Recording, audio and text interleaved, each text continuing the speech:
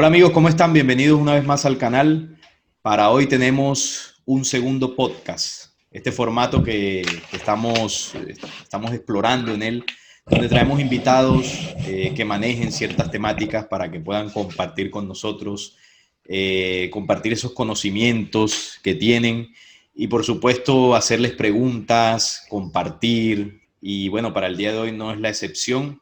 Hoy tenemos un investigador bueno, que ha hecho un trabajo interesante, ¿no? En todo el conocimiento de lo que es el legado ancestral, sobre todo de las culturas de Norteamérica y un poco también de Centroamérica. Hoy tenemos con nosotros a Julio Gaitán. Julio, bienvenido al canal, ¿cómo estás? Un placer. Muy bien, Salim. Un gusto estar aquí. Y pues yo soy investigador de estos temas que de hace un tiempo lo hago de una manera amateur, pero pues ahora con oportunidades, empezando pues a traer un poco de estos conocimientos. Ok. Bueno, hay que decir que Julio es fiel seguidor de Descubriendo, por supuesto, este canal y varios otros que venimos haciendo una labor. Y bueno, siempre nos ha llamado la atención en los comentarios que tú haces con mucho conocimiento, das unos datos muy precisos. Y eso es uno de los motivos que, bueno, que a mí me incentivó, ¿no? A invitarte sobre todo a tocar este tema que he notado que manejas muy bien, el tema ancestral.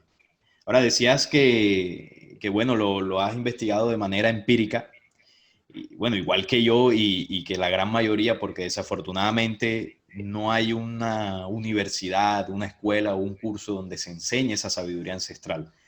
Digamos que la forma de conocerla, de tener acceso a ella, es precisamente buscándola en internet o si se tiene la posibilidad de ir hasta donde están estas comunidades, ¿no? Y conocer un poco de primera mano esa información.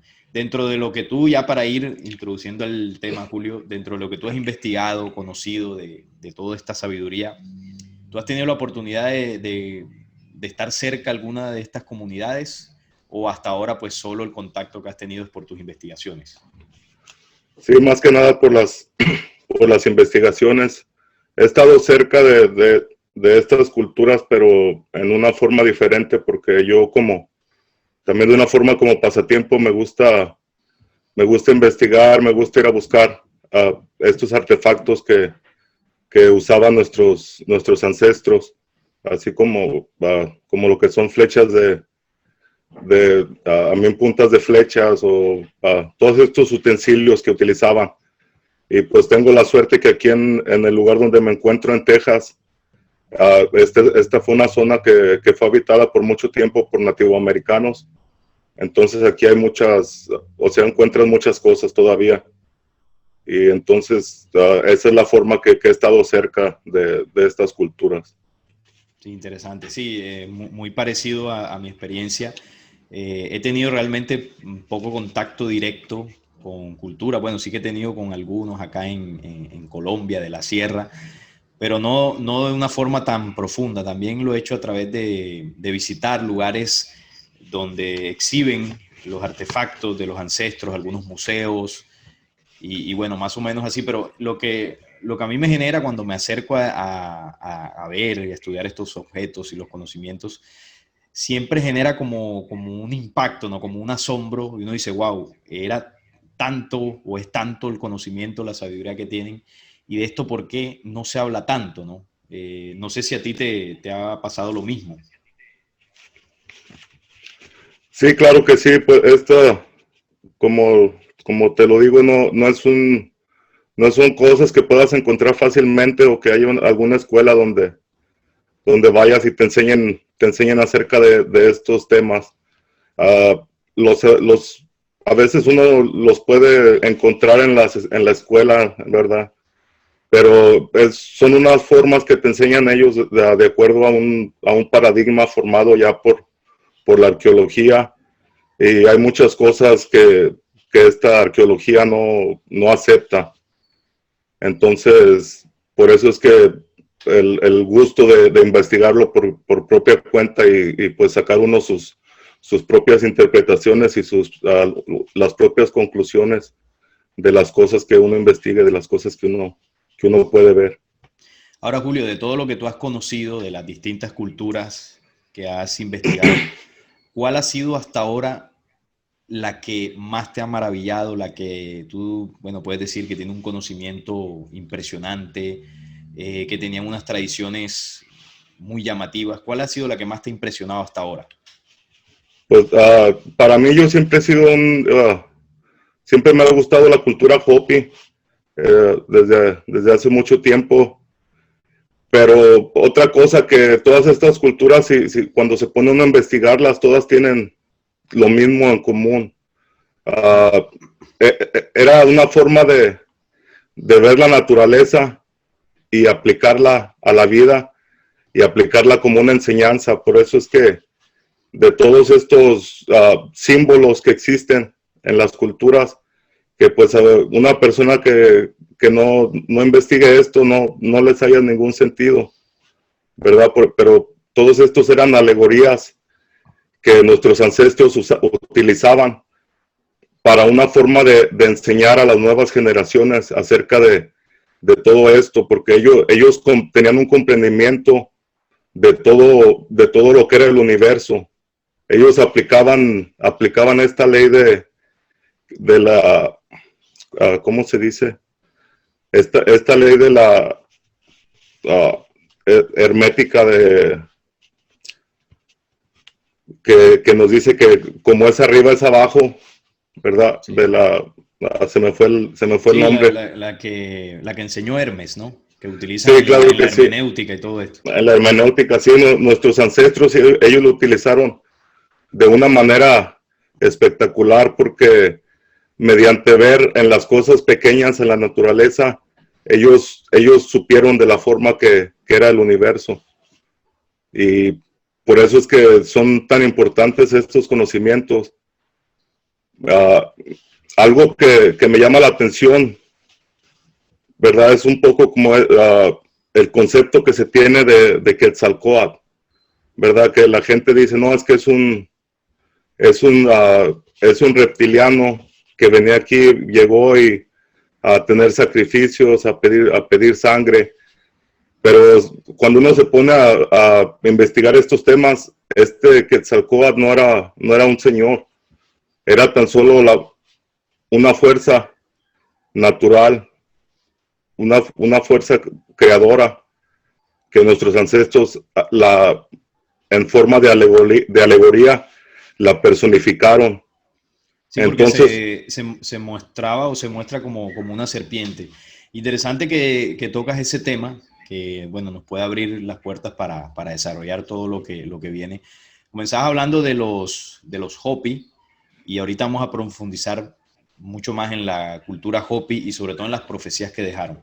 Pero aprovechando que tocas el tema de Quetzalcóatl, vamos a hablar un poquito de quién era Quetzalcóatl, según lo que enseñaban nuestros ancestros y lo que tú has investigado. Se muestra como una serpiente emplumada, ¿no? Así se ha enseñado, y eso ha dado pie para distintas teorías, como la que tú estabas hablando, de que dicen que era un ser reptiliano que visitó a esta cultura. Y bueno, con todo lo que les enseñó, se le adjudica que entre lo que les compartió, les enseñó, está el tema de los sacrificios de sangre, ¿no? Y bueno, uno lo analiza así por encima y podría tener sentido, entre comillas, porque si uno va a otras culturas, sobre todo de Europa, se da cuenta de que también había otros dioses de corte reptiliano que también pedían sacrificios, y uno compara dentro de lo que se cree y uno dice, bueno, sí, podría ser que también estemos hablando de un personaje como los de Europa o Medio Oriente. Dentro de lo que tú sabes de Quetzalcóatl, ¿quién era este personaje y cuál es la verdadera enseñanza, ¿no?, que nuestros ancestros dejaron sobre este ser? bueno, para tocar ese tema de Quetzalcóatl se ve en lo que es el Génesis tolteca, se ve como este Dios que creó a los seres humanos, el que creó la vida. Se dice que él y su hermano Tezcatlipoca Negro, entre ellos dos, tuvieron que pelear con este gran monstruo, que era el Zicpatli. Con este gran monstruo pelearon. El hermano Tezcatlipoca Negro él tuvo que cortarse su pie y usarlo como carnada para que entonces Quetzalcóatl pudiera matar a este monstruo, separarlo. Dice que cuando lo mataron, al matar a este monstruo, separaron el cielo de las aguas y entonces surgió la tierra. ¿Verdad? Eso es la mitología, pero si lo vemos de esta forma, Quetzalcóatl y Tezcatlipoca Negro son estas dos fuerzas de la dualidad que nuestros ancestros, ellos conocían o ellos sabían que en este mundo en donde vivimos se necesita un equilibrio para que esto funcione. Si no existe el equilibrio, no hay forma. Entonces, por eso es que tenía que haber un Dios bueno y un Dios malo, ¿verdad? Por verlo de esta forma. Otra cosa interesante es que nuestros ancestros, ellos conocían un proceso, este proceso que crea un campo de equilibrio en donde las dos fuerzas, que es el positivo y negativo, donde estas dos fuerzas convergen. Esto era conocido por ellos como el horizonte de eventos, dentro del plano de equilibrio, donde toda la materia es radiada a la existencia y surge de una gran fuente central a lo que nosotros podemos llamar, o lo que nosotros conocemos como Dios.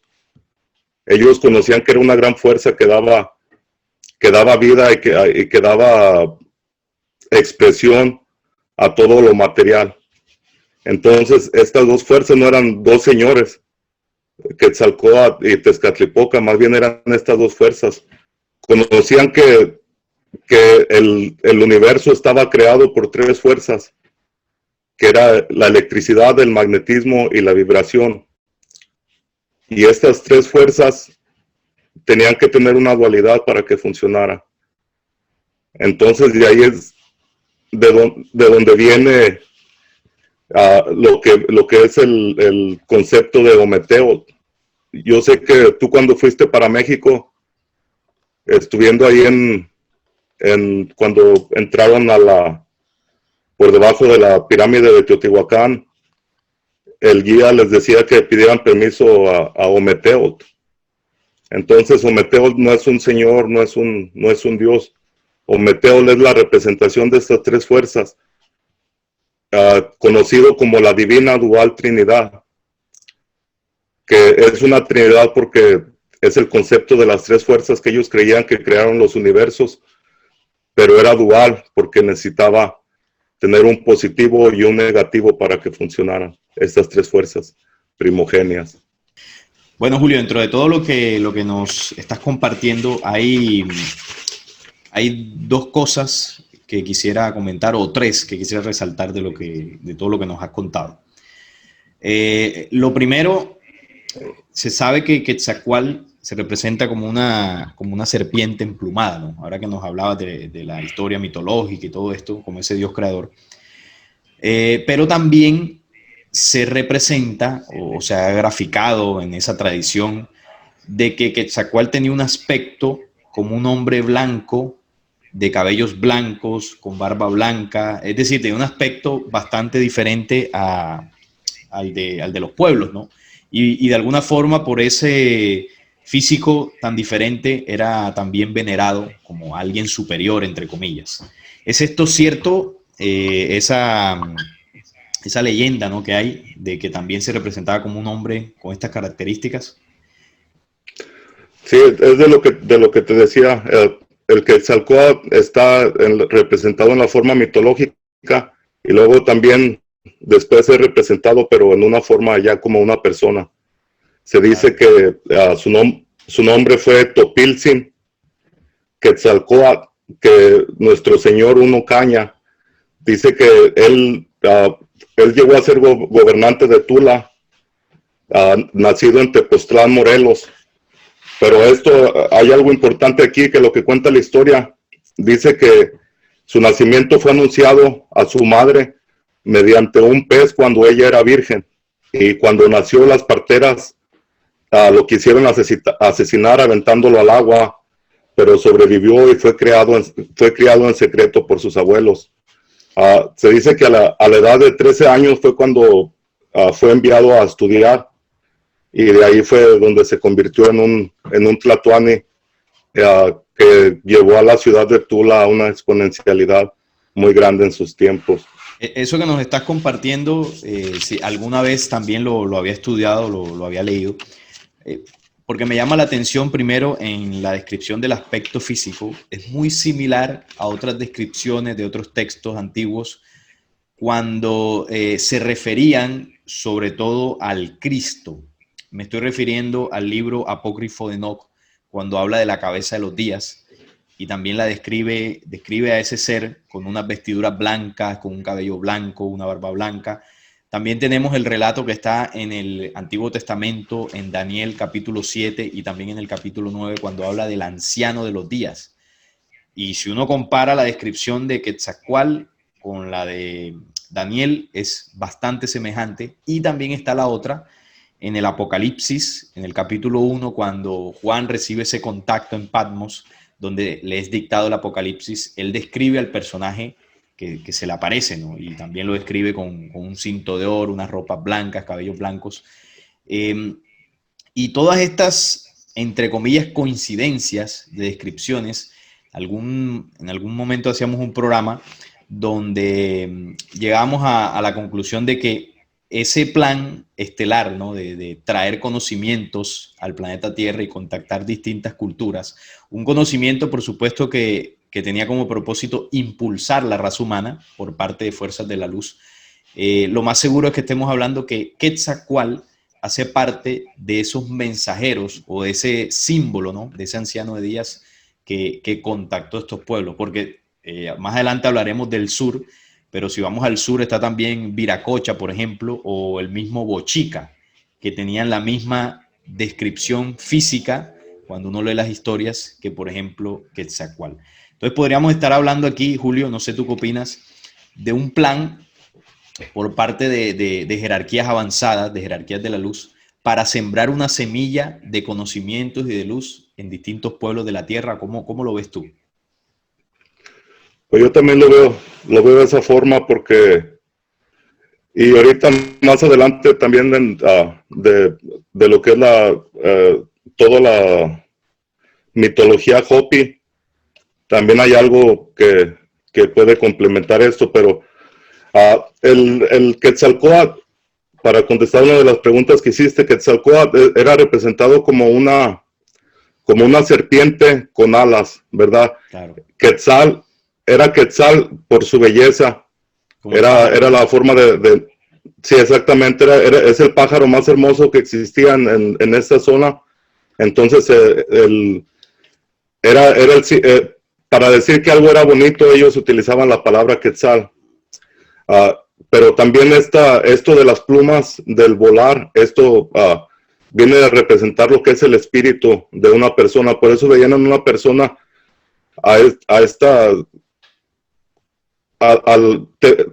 ellos conocían que nuestro cuerpo, nuestra persona, nuestro ser, estaba compuesto de estas dos cosas, que era la carne, que es lo material, y el espíritu, la ascendencia, que era representado con las plumas o con el quetzal.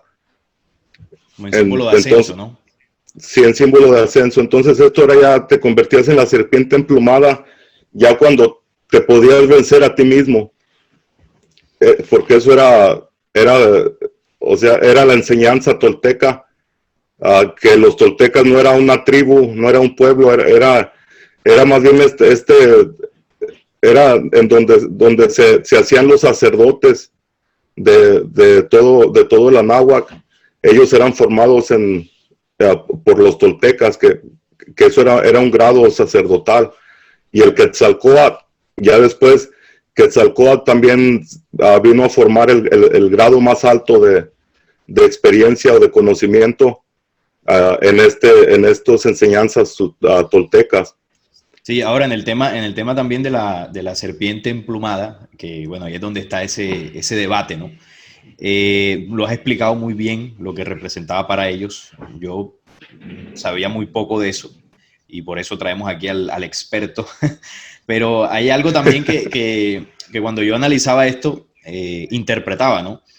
Resulta que hay dos serpientes que de alguna forma una se representa en el Apocalipsis 12, cuando habla la serpiente antigua, que se llama Diablo y Satanás. Y ahí está hablando de una característica de una organización o unos seres que ya no son positivos, sino negativos, y que han influenciado de una forma bastante oscura en la humanidad terrestre. Entonces, esa serpiente antigua que es rastrera, que no tiene alas, ahí hay una condición de un ser instintivo, de un ser que está alejado precisamente de ese camino del espíritu, un ser que en su accionar está equivocado, está lleno de oscuridad, de tinieblas, y también es una representación de la humanidad terrestre manipulado por la serpiente. Cuando el ser humano es manipulado por esa serpiente negativa, antigua, su accionar, su pensamiento va acorde, estoy hablando en general, con esa enseñanza. Por lo tanto, no hay elevación espiritual. Luego ya cuando se nos enseña en este legado ancestral el tema de la serpiente emplumada, cuando el hombre toma estos conocimientos y los aplica, conocimientos espirituales, entonces ya deja de ser ese símbolo rastrero y comienza a elevar su espíritu. Y ahí es donde está la diferencia entre la serpiente antigua, que es de la rebelión, de los seres negativos que cayeron aquí, y la serpiente emplumada como ese plan de luz para elevación del hombre. Quería aportar eso también dentro de lo que tú decías.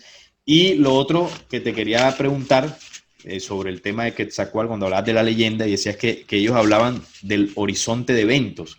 Inmediatamente me acordé de un postulado científico que también se le conoce así, pero más comúnmente se le llama el fondo cósmico de microondas, que se nos ha enseñado que es la foto más antigua del universo, la más cercana a lo que ellos llaman el Big Bang. Y fíjate, dentro de lo que explicabas, cómo nos decías que ese horizonte de eventos es la manifestación de las fuerzas que gestaron desde el origen al universo. Eso a mí me dejó, bueno, impactado. Y bueno, quería también preguntarte sobre eso, si nuestros ancestros, ¿no? Esto les fue enseñado obviamente, por toda la leyenda de Quetzalcóatl y todo esto, y no sé si nos podrías ampliar un poco eso. Bueno, estas enseñanzas se pueden encontrar en lo que esto que es conocido como la Toltecayo, que pues se dice que esas fueron enseñanzas desde los olmecas, cuando los olmecas llegaron pues a las costas de México, se establecieron ahí. Ellos fueron los que trajeron todas estas enseñanzas. Se habla que los mayas fueron influenciados mucho también por estos olmecas, que fueron los que, en lugar, no como llegar a conquistar el lugar, pero más bien llegaron y se mezclaron con todos los pueblos que ya vivían ahí y convivieron de buena manera, y pues ellos trajeron todas estas enseñanzas. Son pueblos muy antiguos de los que, pues, si tratas de buscar referencias no encuentras muchas cosas. Todo eso entonces se intentó borrar, todo ese legado. Sí, mucho de esto es más que nada por tradición oral, y pues por gente que se ha dedicado a estudiar todo esto. Hay algunos exponentes de la Toltecayo interesantes, y pues de ahí es de donde vienen todas estas. Ahí se ha logrado preservar, ¿no? Mucho conocimiento. Y esa es la idea, que en la medida que vayamos conociendo, interesándonos por nuestros ancestros, pues tengamos acceso a eso. Bueno, ahora cambiando un poco de cultura, más no de tema, porque seguimos hablando del legado ancestral, hablemos un poco de los Hopi. Los Hopi, que dices que es de las culturas que más te ha llamado la atención. Los Hopi, háblanos un poco quiénes son los Hopis, porque ellos aún existen, No, a diferencia de, por ejemplo, los mayas, que no quedó rastro de su civilización. Hablando un poco de los Hopi y ahora hablaremos sobre algunas de las profecías que ellos dejaron. Bueno, sí, algo bien interesante acerca de los Hopis que a mí que me llamó la atención desde un principio es que si ellos son el pueblo más antiguo, el pueblo vivo con más antigüedad en todo el planeta. Ah, qué interesante. Entonces, por eso es que, pues, de alguna manera sus conocimientos que no se les fueron entregados de ayer o de hace 100 años. Sus conocimientos tienen desde el principio de los mundos, que ellos los llaman mundos, a estas eras que ha pasado en nuestro planeta. Para nosotros, para ellos, nosotros estamos viviendo en este momento en el cuarto mundo, después de 3 mundos pasados, en donde el primer mundo se terminó por fuego, el segundo mundo se terminó por el hielo, y el tercer mundo se terminó por el agua. Y ahí entre todas esa tradición oral, se habla de la Atlántida, se habla de la procedencia de los Hopi antes de haber estado en América. Ellos dicen que hace más de 80,000 años que pasó el último cataclismo, cuando todo terminó, y dicen que en ese tiempo lo que es América no existía porque estaba sumergido. Seguro, Nada seguro más. se refieren a lo de Lemuria, que fue más o menos por esa época. Sí, ellos lo llaman Cascara. Ah, ok. Ese fue el tercer mundo, Cascara. Y entonces, pues El que hay pereció en agua. Sí, claro que sí. Dicen que esto sucedió porque fueron atacados por los atlantes. Claro. Y entonces, cuando pasó eso, pues la Atlántida se sumergió de un día para otro, y ellos tuvieron oportunidad de salir de este continente también, que se empezó a hundir. Y entonces, una historia interesante, ellos dicen que ellos llegaron a América pasando por escalones, ellos lo nombran, que fueron todas estas islas en las que fueron pasando. Ellos, bueno, cuenta la historia que a los más importantes, a la gente que tenía el conocimiento, ellos fueron sacados del continente por los cachinas, que eran estos seres, Que los visitaban, ¿no? espíritus, sí, que pues convivían con ellos. Y entonces a los más importantes se les concedió el sacarlos por aire en los escudos voladores, y pues los otros tuvieron que ir por agua en balsas. Y o sea, es una historia muy bonita, y aparte que pues nos transporta al pasado, ¿verdad? A tratar de comprender y conocer cuáles son los orígenes pues de todo América, de todos los que pertenecemos a este gran continente. Necesitamos saber de dónde venimos, para saber en dónde estamos y saber a dónde vamos. Fíjate que la historia de los Hopi que nos cuentas no dista mucho de lo que relatan otras culturas, ¿no? Por ejemplo, aquí en Sudamérica, también en el tema de la historia de Bochica, se habla de un gran diluvio, ¿no? De unas grandes lluvias que anegaron el mundo, y luego de esto, pues la civilización floreció. Bueno, cuenta la historia aquí en Colombia, que él con su báculo golpeó allí las aguas y quedó lo que se conoce como el Salto del Tequendama, allí en Bogotá, cerca de Bogotá. Y bueno, hay varias historias también, por ejemplo, en Perú, también en toda la leyenda de Viracocha, también se habla de este desastre del diluvio, donde hubo hundimiento de continentes, y los sobrevivientes o los remanentes de la humanidad, de muchos núcleos sociales de aquella época, se establecieron después en lo que, allí donde está ubicada la Puerta del Sol, que no recuerdo exactamente el nombre. Ah, Bueno, ahí en esa ciudad, en esa ciudadela se empezaron a establecer. Y hoy hay ruinas de lo que fue esa ciudad, de la famosa Puerta del Sol. También está Machu Picchu, ¿no? Que es una pequeña ciudad donde nuestros ancestros se establecieron. También la famosa crónica de Acacor, que habla de los Ugamungulala, ahí cerca a Brasil. Ellos hablan de grandes catástrofes, de 3 grandes catástrofes, de las cuales han ocurrido 2, y una de ellas habla también de ese proceso de hundimiento de los continentes, o de varios continentes, en agua. Y bueno, que la tradición de ellos dice que los Ugamungulala se escondieron en ciudades subterráneas para poder protegerse. Es decir, que lo que cuentan los Hopi, y recorriendo todas las historias, no solamente acá en lo que nuestros ancestros llamaban la Abya Yala, sino también se pueden encontrar historias en Europa, en África, en Asia, que hablaban de esa catástrofe. Es decir, que evidentemente en el pasado ocurrió un evento que cambió para siempre la historia humana, ¿no? Y registros de lo que había antes de todo esto quedaron muy pocos, la verdad.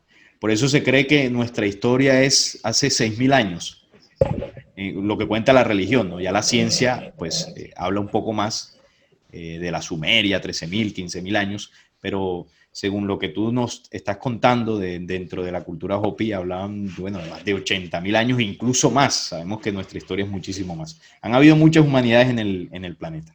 ¿Qué otra cosa de los Hopi, de su conocimiento, de pronto de sus profecías, quisieras compartirnos y resaltar? Bueno, algo importante también es que los Hopi, más bien los ancestros de los Hopi, fueron aquellos que convivieron en el tiempo de cuando los Windmakers dejaron su cápsula del tiempo ahí en el cañón del Chaco. Es otra cosa. Tiempo de la tribu Chacopsa. Claro que sí, todas esas tribus son descendientes, sí. Los Hopi son descendientes de todos ellos. Ellos fueron los que habitaron el pueblo bonito, acá conocidos malmente como Anasasis. Todos estos, las tribus pueblos, todos ellos, los Zuni, los Hopi, no recuerdo otras, pero los mayas, todos estos. Los mayas también se dice que descienden de los Chacopsa. Bueno, hay algo, no se sabe. Aquí en donde yo vivo hay historias, ¿verdad? No, nada que te pudiera decir esto es algo que te puedo asegurar que es cierto, pero hay historias de gente antigua donde decían haber encontrado reliquias y cosas de los mayas aquí en esta área.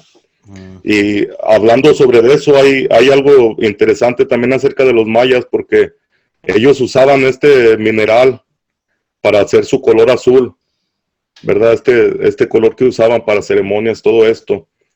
Y han hecho investigaciones, arqueólogos importantes de estos tiempos han hecho investigaciones y se han dado cuenta que este mineral que usaban para hacer esta pintura los mayas solamente puede ser encontrado en el estado de Florida o el estado de Georgia, aquí en Estados Unidos. ¿Y cómo hacían para ir a esos lugares, no? Que sería la pregunta. Entre muchas sí, otras. algo también hablando de distancias y claro, de cosas locas. En las pirámides de Teotihuacán se dice que por dentro están aisladas con esta piedra o este material que se llama la mica, sí, ¿verdad? Y esta mica solamente es encontrada en Brasil, en la Amazonía, en Brasil. Entonces, quiere decir, ¿cómo le hicieron para recolectarla? ¿Viajaron, caminaron? O sea, es algo... Lo pidieron por encargo, a domicilio. Sí, o sea, es algo bien... algo que te vuela la cabeza, algo que a veces es difícil comprender o asimilar. Sí, es como lo que sucede también en las crónicas de Acacor, cuando en el Antiguo Testamento, en Reyes, cuando se describe la construcción del primer templo por parte de Salomón, él muchos de los materiales los mandó traer de la tierra de Ofir. Y bueno, la tierra de Ofir, cuando uno lee la crónica de Acacor, se da cuenta que es Suramérica. Entonces, muchos de los elementos que ellos necesitaron para el templo los trajeron de acá. Y uno dice, bueno, ¿y cómo hacían ellos para... La gente dirá, bueno, sí, por barcos y todo eso, pero estamos hablando de mucho tiempo atrás. Y un templo que tampoco es que se haya demorado en construir siglos. Relativamente se construyó en un tiempo pues normal y toda la logística, ¿no?, que implicaba traer materiales desde un continente a otro. Si hoy en día, bueno, tenemos los aviones, es mucho más fácil, pero imaginémonos para la época. Y ahora, ¿cómo hacían las otras culturas, en el ejemplo que tú ponías, desde las pirámides de Teotihuacán hasta Brasil, poder traer la mica? Hay muchas explicaciones, ¿no? Por supuesto, las fuentes oficiales dirán que, bueno, lo hacían caminando, lo hacían en el caso del templo de Salomón por barco, pero bueno, no siempre esa respuesta convence del todo, ¿no? Tendrían que quizás tener alguna ayuda o algún impulso de alguna civilización o algo, o alguna tecnología que hasta ahora no hemos comprendido del todo.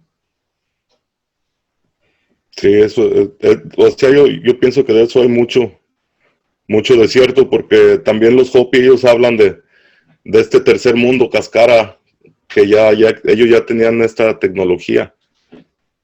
Ahora, el cuarto mundo es el que estamos actualmente, ¿no? Según la profecía. Sí, este es el cuarto mundo, el Tuhuacachi. Y pues según las profecías, estamos a punto de cambiar al quinto mundo, según las profecías Hopi. Y según lo que ellos cuentan, el cuarto mundo, ¿cuál va a ser la causa del por qué perecerá, ¿no? Así como perecieron los otros anteriores. El primero fue por fuego, me dijiste, luego hielo, agua, y el cuarto, ¿hay algún elemento, aire de pronto? Fíjate que de eso todavía no, o sea, no lo menciona la profecía, no, pero lo que sí menciona es a las estrellas, a la estrella roja, a la estrella azul, que es la estrella cachina, la cachina azul. Esa vendría a ser el detonante de toda la profecía. Esa es la señal, según los Hopi. Es la señal, y entonces esta señal lo que traería sería a la estrella roja, que esta estrella roja es el purificador. Okay. Entonces ahí se puede interpretar algún suceso cósmico. Sí, muchos dicen que sería el planeta X, ¿no? O Hercóbulos, como se enseña en la Gnosis, o Nibiru en algunas teorías que se refieren a los Anunnaki, ¿no? Ahí hacen, mucha gente hace un montón de especulaciones sobre esto, y algunas lo tocamos en Descubriendo. Es cierto de que el sistema solar, el número de planetas que la ciencia nos dice que hay, realmente no es exacto. Hay más planetas. Apocalipsis, por ejemplo, habla de que había una mujer encinta, vestida de sol y con la luna bajo sus pies y una corona de 2 estrellas. Ahí está describiendo el sistema solar. La mujer es el planeta, la Tierra, vestida de sol, es decir, la estrella y la luna al lado de ella, y la corona de 2 estrellas podría interpretarse que son los planetas. De hecho, ahora mismo se reconocen 8 porque ya se sacó de la lista Plutón. Está también el cinturón de asteroides, que fue un planeta destruido. Ahí está la órbita de lo que era un planeta. Ese sería el 10º, y podrían haber 2 más en la zona que ellos llaman, todo este cinturón de Kuiper, creo que se llama, que está más allá de Plutón. Y es probable que haya algún cuerpo celeste que con una órbita elíptica gigantesca que cada cierto tiempo se acerque un poco más a los planetas más internos del sistema solar. Y no es que vaya a chocar, como muchos creen, pero ese movimiento cósmico genera unos efectos gravitatorios incluso, que puede generar un movimiento sísmico, movimiento de los elementos en planetas como el nuestro, ¿no? Esto sería un poco más coherente, ¿no? Más allá de las teorías conspirativas. ¿Tú qué piensas de esto, Julio? Sí, pues, o sea, eso es lo que yo lo relaciono a, a un, puede ser un planeta. Hay otras teorías que hablan de una acompañante de nuestro Sol, Sí. que se conoce por la ciencia que hay, que la mayoría de los sistemas estelares pues son binarios o trinarios en ocasiones. Sí, sí, hay sistemas Que es, binarios, que es es, verdad. y eso es en una gran mayoría. Entonces, un sistema singular de una sola estrella sería una gran rareza en el universo, ¿verdad? O al menos en nuestra galaxia, a lo que la ciencia dice conocer, ¿verdad? Lo que nos cuentan. Entonces, ese pudiera ser otra teoría, este Sol. Uh, yo, en lo personal, yo he estudiado el trabajo del señor Carlos Muñoz Ferrada, en especial, que él pues vaticinó este planeta desde hace muchos años. Este señor se murió esperando Hercólubus. Mm. Él, por medio de cálculos matemáticos, más o menos calculó la distancia y a la que iba a pasar y la distancia dice que a 32 billones de kilómetros está el Sol negro, en donde este planeta orbita entre nuestro Sol y el Sol negro, el Sol muerto. Entonces, pues son muchas cosas que en realidad nosotros no sabremos hasta que no veamos. Pero Si es es que nos posible toca. que la profecía esta de los Hopi se esté refiriendo a un evento cósmico. Ahora, además de la cachina como señal que detona pues el cumplimiento, yo alguna vez leí una profecía de los Hopi que hablaba de nueve señales, si no estoy mal, que determinarían el final del cuarto mundo. ¿Es así que esta profecía? Sí, son 9 señales. Esta de las cachinas, esta es la novena profecía de este compendio de 9 profecías. Ok. Y pues todas las otras ya se cumplieron. Si lo vemos, habla de la llegada de los europeos a las tierras de los Hopi. Habla de la construcción de carreteras, de telarañas sobre nuestras cabezas. Sí, aquí Que, lo tengo. Voy a leer las 9 señales, los 9 signos, y tú nos explicas un poco qué representaría cada uno, ¿no? Dice que nuestro cuarto mundo, como lo ven los Hopi, recibe el nombre de Tuhuacachi. La profecía incluye 9 signos que se irían cumpliendo y marcarían el final de los tiempos. Fueron anunciados por un anciano Hopi llamado Pluma Blanca. El primero, la llegada de los hombres de piel blanca, que es el que dijiste, semejantes a los Paana, pero no iguales a ellos. Tomarán tierras que no les pertenecen, alusión a la colonización de América por parte de los europeos. Como tú decías, ya esto se cumplió. El segundo signo es que nuestras tierras verán la llegada de ruedas de madera en referencia a carreteras y carruajes europeos. ¿Es eso? Porque aquí estoy leyendo una página donde se coloca la profecía y sí, como que se interpreta. Sería sí, eso, ¿no? se habla, la profecía original dice que ruedas de madera que murmuran. Ok. Entonces es donde vienen llegando en sus diligencias a todos los europeos a sentarse en las tierras de América. Sí, el tercer signo dice, una bestia desconocida, semejante a un búfalo, dominará las planicies en gigantescos números. ¿Qué significará Sí, o qué se interpreta en eso? pues eso fueron todo el ganado que trajeron los europeos, Mm, porque las vacas no son originarias de América. claro, el búfalo sí, ¿no? Eh, eh, sí, el búfalo ese era el animal original de aquí en Norteamérica. Por eso Entonces los dice la animales profecía extraños, que es semejante al búfalo. Digo, tiene un parecido. un El parecido cuarto, así. sí, el cuarto signo dice, la tierra será atravesada por serpientes de acero. Serpientes de acero. Eso hace referencia a todo lo que son las vías de ferrocarril, Sí, dice que que si construyó, recordamos fue el primer transporte que se usó masivamente aquí claro, en Estados Unidos, que hasta había guerras de los indios contra los sí, colonos que todas las no, películas que no los muestran. dejaban construir las vías, ¿verdad? Entonces esa profecía cumplida también. Sí. El quinto signo de esta profecía dice que la tierra será ocupada por una gigantesca telaraña, a lo que De eso, Pluma Blanca señaló el cielo. eso hace alusión bueno, en aquellos tiempos se hablaba de las líneas telefónicas, Los cables, ¿no? los cables, y ahora se puede asimilar con la internet, Con internet, claro. mucha gente lo asimila con los chemtrails, Ah, sí, también.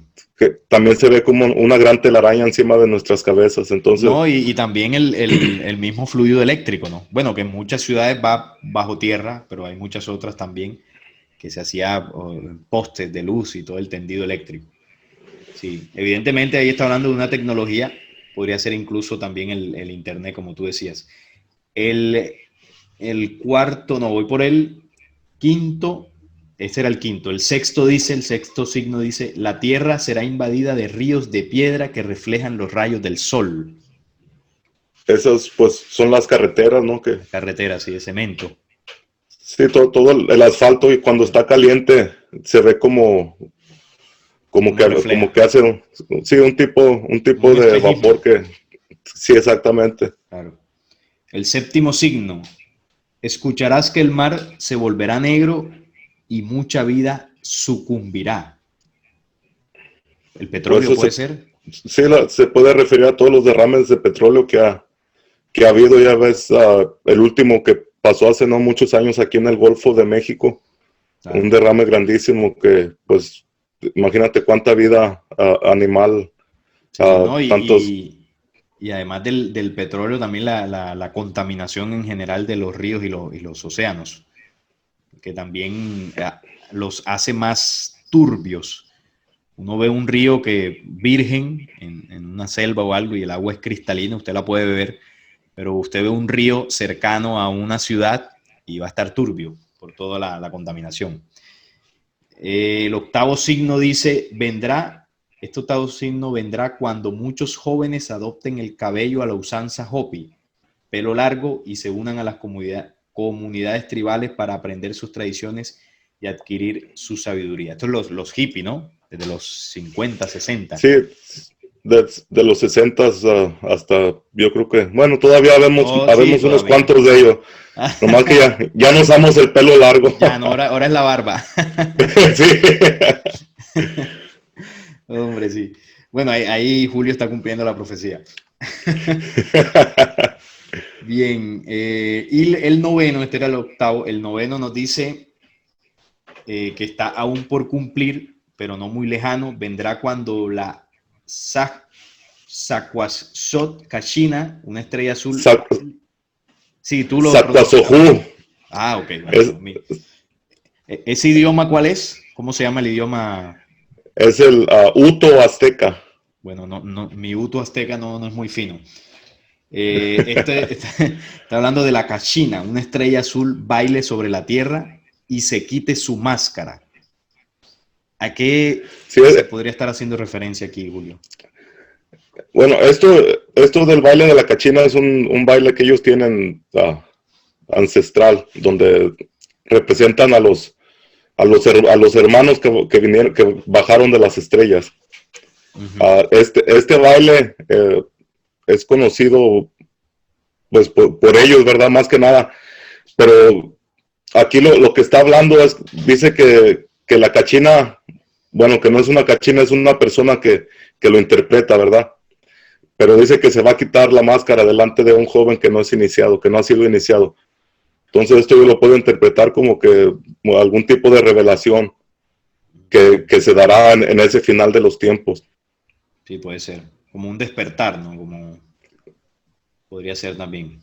Sí, hay un texto que si no estoy mal tiene que ver con esta profecía, que dice, solo las personas materialistas son quienes buscan hacer abrigos. Aquellos que están en paz en sus corazones ya están en el gran abrigo de la vida. No hay abrigo para la maldad. Aquellos que no toman parte en la división del mundo por ideologías están listos para resumir vida en otro mundo, reasumir vida en otro mundo, ya sean de raza negra, blanca, roja o amarilla. Todos ellos son uno, son hermanos. La guerra será un conflicto espiritual con asuntos materiales. Los asuntos materiales serán destruidos por seres espirituales que permanecerán para crear un mundo y una nación bajo un poder aquel del creador. Esto fue enseñado por los Hopi, ¿no? También. Sí, pues la mayoría de estas profecías son profecías Hopis. Aquí hay algo interesante que hablan de que el ser humano común y corriente, ante cualquier catástrofe y situación, lo primero que pensamos es en construir un refugio físico, un búnker, qué sé yo, una finca, una tierra, porque creemos que eso será suficiente para sobrevivir. Sin embargo, ellos enseñan aquí que el refugio más poderoso es el corazón. Y solo accederán a él quienes no hagan parte de las divisiones ideológicas del mundo. Me parece una enseñanza muy bonita, porque va acorde con muchas enseñanzas espirituales que, por ejemplo, los mayas, cuando hablaban de pasar del pensamiento material al espiritual. Y el mismo Jesús, ya más en Oriente Medio, cuando enseñó que los tesoros del corazón son los que hay que guardar, más no los tesoros terrenales, ¿no? Claro que es el sí. mismo conocimiento. Sí, o sea, porque si te pones a pensar el día que te mueras, pues no te vas a llevar nada, ¿verdad? Hay una forma de verlo en los pueblos anahuacas, en donde ellos decían que era como cruzar un río, pero pues no, o sea, te tenías que desnudar y al cruzar ese río no podías llevar nada al otro lado, entonces como llegaste, así mismo nos vamos. Entonces, por eso es que pues no hay que hacer de nuestro Dios el dinero, sino pues más que nada todo buscarle un equilibrio, como tantas enseñanzas nos lo instan a hacer, que es el buscar o mantenerse en el centro, buscar el centro. Como lo acabas de mencionar, pues ese centro pues no es nada más que en nuestro corazón. Es donde se mantienen las cosas bien, donde podemos accionar y ser personas. Hay un pequeño, es una parte de estos conocimientos conocidos como los huehuetlatolis. Primera vez que escucho eso. Sí, fíjate, te lo voy a leer, aquí lo tengo. Dice que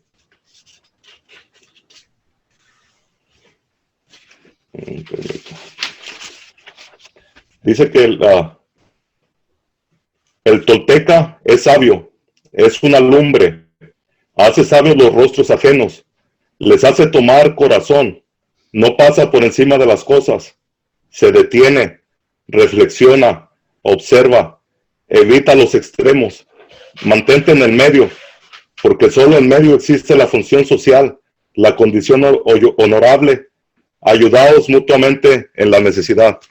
Estos huehuetlatolis, especialmente se dice que estas fueron palabras de Topiltzin-Quetzalcóatl.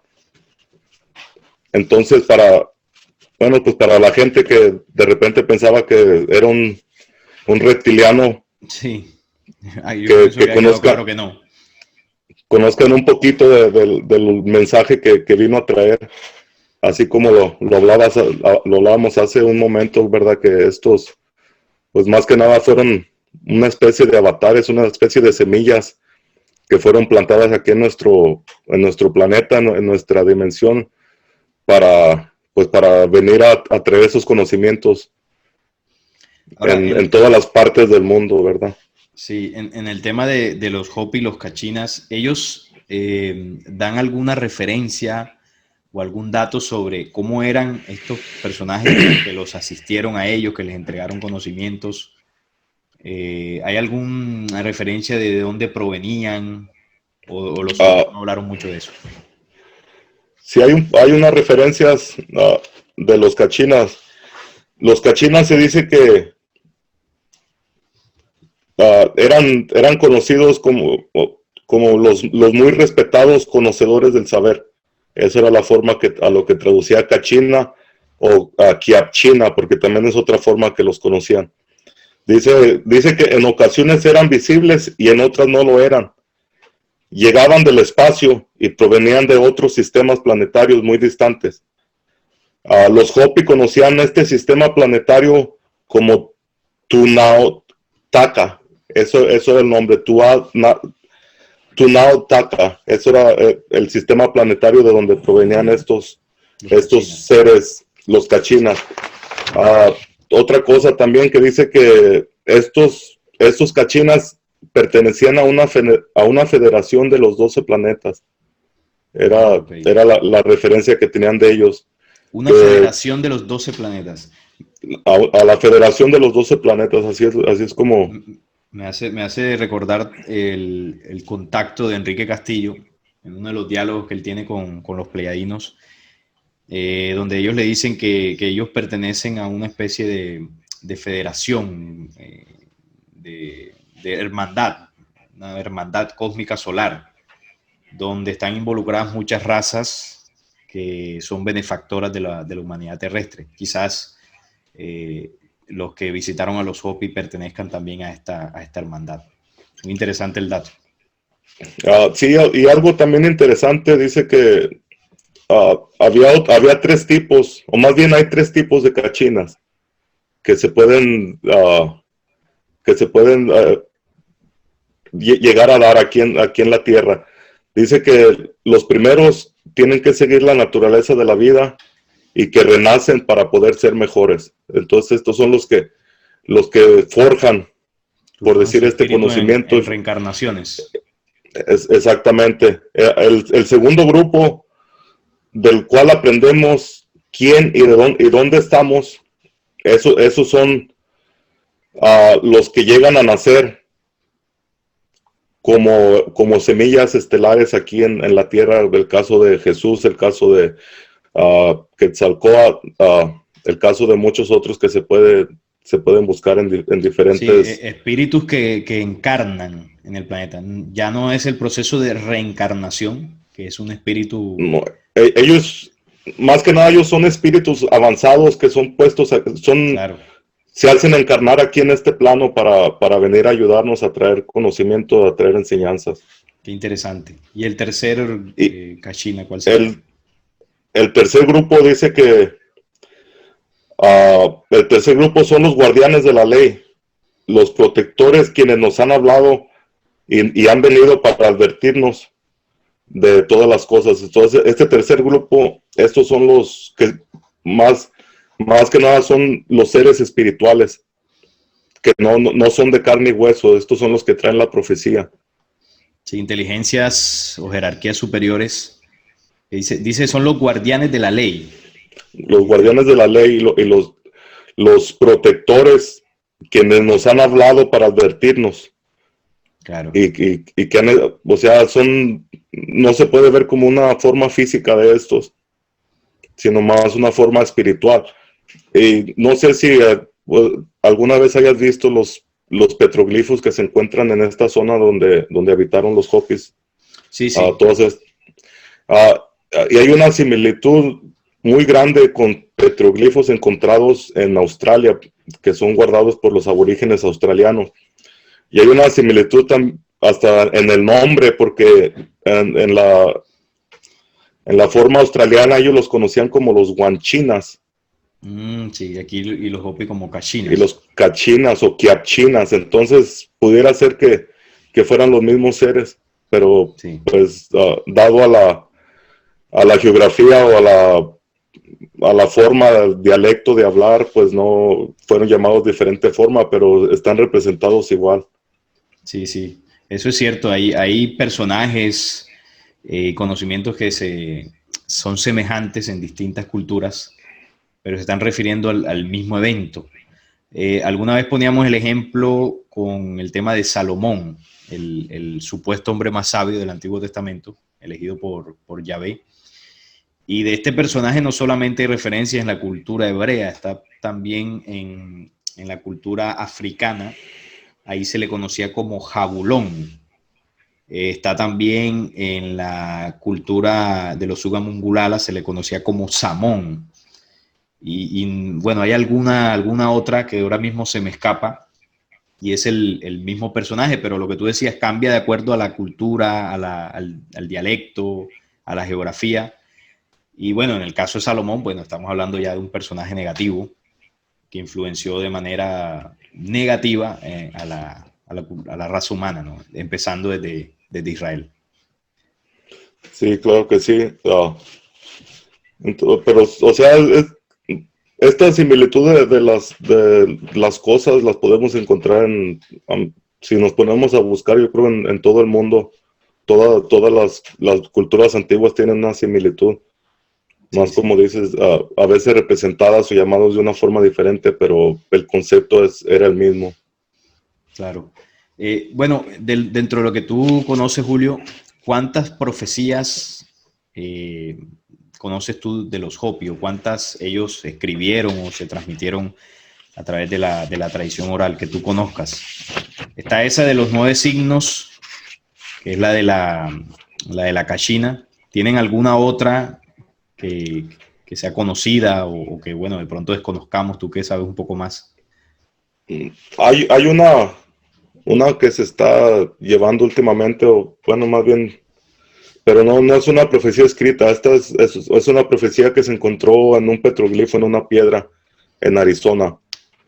Esta profecía nos habla de los dos caminos, que estos dos caminos pues representan el camino natural que pudiéramos haber llevado antes de estas 9 profecías de las que acabamos de hablar, porque las 9 profecías que hablamos de Pluma Blanca, todas estas profecías que ya se cumplieron, lo que nos está dando a entender es que una industrialización, la llegada de mucha gente al ya no ser natural, al empezar a ser grandes ciudades, de todo esto es a lo que se refiere la profecía, Sí, ¿verdad? lo de los 9 signos, lo que uno nota Sí, es que lo que va a llevar al mundo del cataclismo es precisamente ese supuesto progreso y avance tecnológico. Que es lo que dice Daniel en el Antiguo Testamento, en el capítulo 12, dice que al final del tiempo la ciencia se aumentará. Y esa es una señal de que la humanidad se precipita pues a ese abismo. Te quería preguntar, los Hopi, yo alguna vez, no estoy seguro si son los Hopi, creo que sí, ellos hablan del búfalo blanco, ¿son ellos los que hablan del búfalo blanco? no, ellos son los Sioux. Ah, ok, Ellos los hablan Sioux. de la mujer, De la mujer del, del búfalo blanco, ok, sí, ahí del, tenía la duda. ¿Y la profecía de los mellizos es de los Hopi o de los Sioux? Que hablan de unos mellizos, que algunas interpretaciones dicen que son los dos testigos que habla del Apocalipsis. esa, no estoy muy seguro, pero también se me hace que esa es de los Sioux.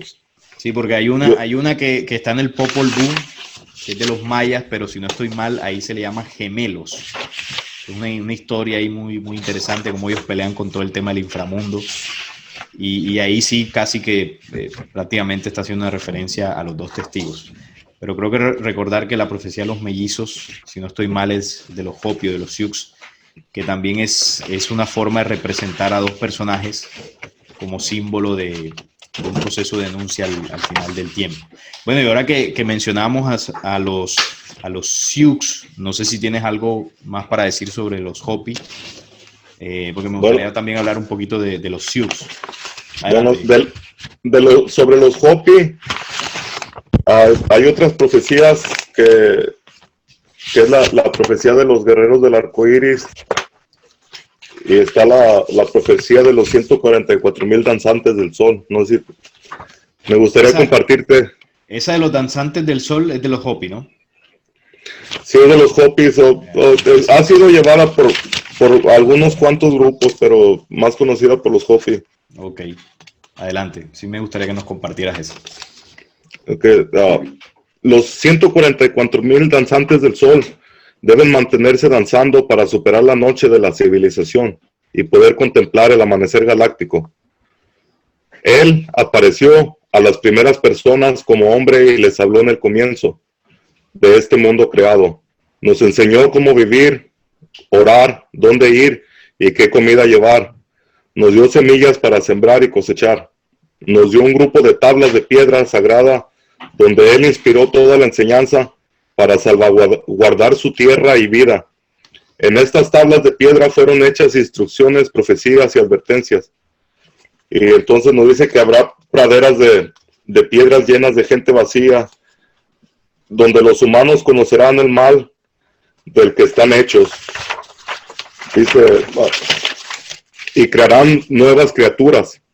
Y solo los que sean puros y estén en armonía con la madre verán el nuevo amanecer del nuevo mundo purificado. Fue en ese encuentro cuando Él nos entregó estas profecías para dárselas a ustedes. Ahora, en el cierre del cuarto mundo de destrucción y comienzo del quinto mundo de paz, Él nos entregó muchas profecías y todo habrá de pasar, así como sabremos que es ahora el tiempo para revelar las últimas advertencias e instrucciones a la humanidad. Cuando los 144,000 danzantes del sol despierten, el amanecer ya estará aquí. Todos los caminos de bondad conducen a la iluminación y al despertar. Llegó la hora de volver a recuperar la armonía y que la tierra y todos los seres humanos seamos uno. Y esa nueva sabiduría será el comienzo de la era de oro. Que pues es algo que todos estamos esperando, esta era de oro, este tiempo que nos dice que será de paz. El nuevo tiempo, sí. Bueno, y los 144,000 que es más comúnmente conocida por el Apocalipsis, pero aquí vea que tenemos otra referencia muy directa con los 144,000 danzantes del sol. Aquí lo que llama la atención es que es como dos culturas o conocimientos aparentemente diferentes, ¿no? Como el religioso, ¿no? Porque se asocia que el Apocalipsis es religión, y la cultura Hopi, cómo hablan de una misma profecía. Porque, bueno, uno le comenta a un religioso esto y te va a decir que las únicas profecías valederas son las que están dentro de la Biblia. Y las demás, pues, no son inspiradas por Dios, por lo tanto, son falsas. Pero aquí los Hopi están hablando de lo mismo que habla Apocalipsis. Qué interesante esa profecía, no la recordaba, pero sí, los danzantes del sol. Y hace referencia al tema del sincronizar con la galaxia, ¿no? Sí, pues dice que también estar en armonía, principalmente, pues tenemos que empezar a estar en armonía entre nosotros mismos. Dice que tenemos que ser uno entre todos. Y entonces, al estar en armonía con uno mismo, te pones en armonía con la tierra, con la madre. Y así te vas exponenciando todo esto. Entonces, como dice, no se puede, yo no puedo hacer el cambio en ti o en ninguna otra persona, pero sí puedo empezar haciéndolo en mi persona, que es donde se empieza. Claro, así tiene que ser, empezar por uno mismo y con ese ejemplo impulsar a los demás. Bueno, ahí están la profecía de los 9 signos de los Hopi, está también la de los danzantes del sol, una sabiduría impresionante. A mí también la cultura Hopi siempre me ha apasionado, me ha llamado la atención por todo el conocimiento que tienen, ¿no? Y ahora que nos compartías que son descendientes de los Chacopsa, aquellos que hicieron contacto con los Waymakers, se nota la intención de un plan de buscar un legado extraterreno como semillas de conocimiento luz y que eso no se pierda en el tiempo, ¿no? Afortunadamente, bueno, aunque intentaron borrarlo con todo el tema de la colonización, no se perdió del todo y por eso es que podemos hablar de esto todavía. Y hablando también de esa cultura, tú hablabas de la profecía de los guerreros del arco iris, que esa, si no estoy mal, es de los Sioux, ¿no? De toro sentado. Sí, claro que sí. Hablaban los Sioux, popularmente conocidos como los Dakota. Lakota. O Lakota, sí. Sí, son, pues también poseedores de mucho conocimiento. Uno de los últimos jefes Sioux, él asegura que su gente no vino de ningún lado. él asegura a su gente ser nativos de este continente. Ya ves que hay teorías arqueológicas que dicen que todos los nativos llegaron por el estrecho de Bering y que por ahí cruzaron cuando estaba todo congelado y por ahí cruzaron y es como llegaron aquí, pero aquí había mucha gente, había como en todas partes del mundo, había nativos, había personas, había vida en todos los continentes, en todas las tierras. Claro. Hay hay una profecía, bueno, esta de los guerreros del arco iris, que también podría estar haciendo referencia a los mismos 144.000, porque en general se está hablando de unas personas que en el tiempo definitivo surgen, ¿no? Tienen unas condiciones distintas al ser humano normal, ¿no? Apegado al sistema, porque cuando Apocalipsis habla de los 144.000 le llama los redimidos, que limpian o emblanquecen esas vestiduras, y en el tema de los danzantes del sol, como son personas que buscan estar conectadas a las leyes de la vida, en ese símbolo de mantenerse danzando, ¿no? Y bueno, los guerreros del arco iris enseña la profecía que ellos harán volver a las personas a los conocimientos ancestrales, ¿no? A las leyes originales que enseñaban los ancestros para retomar ese camino. Es decir, que serán personas que de alguna forma habrán bebido de ese conocimiento y obviamente en su proceso de reencarnaciones habrán nutrido sus espíritus de todo esto para en un tiempo específico surge como sabiduría y puedan enseñarlo. Primero vivirlo y luego poder enseñarlo. Me llama mucho la atención de eso. Otra cosa que a mí me llama la atención de los Sioux, cuando ellos hablan de la energía de Wakantanka, y hablan de que Wakantanka es el creador, para ellos así le llaman, y que esa energía, así como pues creó el universo, toda la creación, habita como energía en el corazón. Es decir, ellos enseñan que uno se puede contactar con el creador a través del corazón y me pareció muy bonita esa enseñanza porque es algo que, bueno, en este canal, en Descubriendo, hemos ido compartiendo, cómo el corazón humano tiene una sabiduría, tiene una inteligencia y que está conectado, ¿no? A otra fuente, a una fuente de vida, una sabiduría distinta, de la cual el ser humano, en la medida que se conecte a esa fuerza, digamos que tendrá otro conocimiento, tendrá otra forma de afrontar la vida con más sabiduría, con más equilibrio. Es decir, hay una serie de sabiduría en eso que ellos enseñan que a mí me dejó pues bastante descrestado. No sé si de eso tienes algo que nos puedas compartir, Julio. Bueno, pues más que nada, la cosmovisión de todas estas tribus ancestrales, ellos se basaban en todo en leyes universales.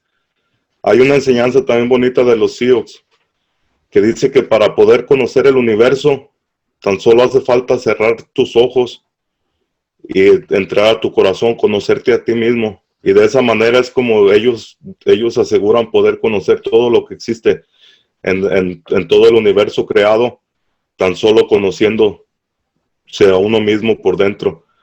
Entonces, como una forma de reflexión, de meditación, pero está dicho por muchas diferentes enseñanzas, y pues algo tiene que tener de cierto, ¿no? Porque todas estas enseñanzas nos instan a ir al corazón, a mantener el equilibrio, mantenernos en el centro. Entonces, tiene que tener algo de cierto, y como dices, en el corazón es donde se guarda toda esta sabiduría que nos viene de parte del Creador, ¿verdad? Que ellos lo conocían como el gran espíritu. Ellos sabían que no era una persona, pero era un gran espíritu, eran esta fuerza que a todo le daba vida y le daba expresión. Sí, En el, básicamente dentro de eso que nos estás diciendo, las culturas ancestrales tenían algo en común y es que cuando hablaban del origen, muchas hablaban de un espíritu o de un pensamiento creador o incluso de una semilla de la cual se originó todo, ¿no? Por eso cuando ahorita hablábamos de ese evento Horizonte de Sucesos, hay una sabiduría ahí científico-espiritual dentro de lo que ellos enseñaban según el legado de Quetzalcóatl. Y hay mucho conocimiento y mucha ciencia incluso en todo lo que nuestros ancestros compartían como sabiduría. Incluso está el tema de los mayas con la astronomía, todo lo que sabían del movimiento de los astros. Y ahorita me gustaría también hablar un poquito contigo sobre los mayas, pero no sé si hay otra cosa de los Sioux que nos quieras compartir. Mm, no, pues yo Bueno, creo hablábamos ahorita de la profecía del búfalo blanco, ¿no? De la mujer del búfalo de blanco. la mujer del búfalo blanco, sí, bueno, este espíritu ellos lo ven como el espíritu maternal, es lo mismo que los Hopis ven a la mujer araña, es este espíritu maternal, este espíritu que los creó por medio del gran espíritu creador. En todas estas mitos sobre la creación de estos pueblos, se habla de que esta fuerza existía nada más en un vacío y no había nada, tan solo él existía. En el caso de los Hopi era conocido como Tayohua y era representado como un sol. Entonces ellos comprendían que por medio de ese sol, ellos lo veían como un padre, porque ellos comprendían que ese sol, al penetrar su luz sobre nuestra tierra, sobre la madre tierra, le había dado vida y le había dado forma a todo, como un pensamiento. Ese es parte de esta visión que tenían sobre la creación. Nada de Big Bang por ahí ni nada. No, nada de eso. Aquí, Sí. como te digo, en todas estas historias de creación, todo empieza en el vacío y todo era calma y tan solo existía los pensamientos del creador, era lo que existía en ese gran vacío, en esa calma. Sí, porque Nunca nos hablan de ningún tipo de de explosión o implosión o nada de eso. Sí, fíjate que hay una diferencia entre el vacío y la nada, porque la nada es lo que enseña la ciencia oficial, que todo surgió de la nada, o por lo menos es la teoría más aceptada. Y es que la nada, dentro de su misma definición, es nada, o sea, es algo que no existe, que no tiene absolutamente, es completamente, hombre, es hasta difícil de comprender, ¿no? Es nada, simplemente. Pero cuando hablamos del vacío, a diferencia de la nada, el vacío se puede llenar. Es decir, el vacío es un espacio donde aún no hay creación. Entonces, cuando ellos hablaban de que al principio todo estaba quieto, en reposo, que solo estaba el pensamiento, pues allá había ausencia de creación, como enseñó en algún momento Hermes Trismegisto, que hablaba de la ausencia de creación, y en las tablas Esmeralda también habla de ese pensamiento. Dice que en el principio había un vacío y lo único que había era pensamiento. La única forma era un pensamiento que luego, bueno, eso se convirtió ya en la creación.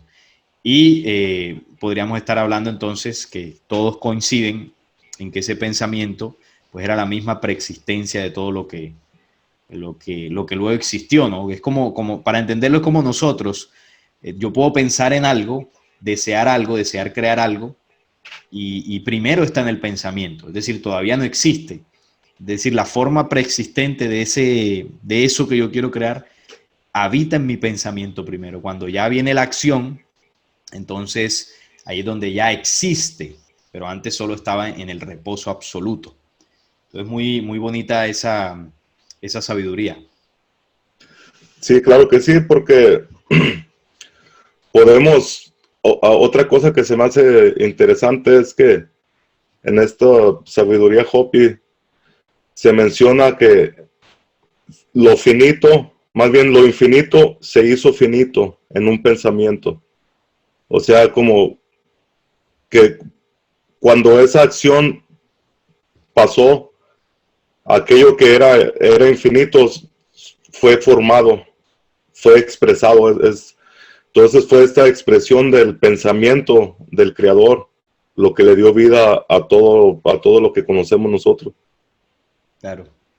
Sí, hombre, ojalá que algún día la ciencia pueda contemplar estos conocimientos, porque hace poco conversaba con alguien sobre precisamente ese origen y el tema del Big Bang, porque el primer podcast que hice con Henry pues generó muchas dudas, mucho debate sobre eso, ¿no? Ahí hablamos de eso desde el punto de vista científico, y cuando uno habla de eso desde el punto de vista científico son más las dudas que las certezas que quedan. Y bueno, con la persona que estaba hablando me decía, es que eso es un misterio, eso aún no se sabe, es decir, que hubo antes de lo que la ciencia llama el Big Bang, qué ocurrió en ese momento. Y yo le decía, realmente sí se sabe, y es un misterio, sí, es un misterio que fue dilucidado por muchos conocimientos ancestrales. Esa información está. ¿Qué es lo que ocurre?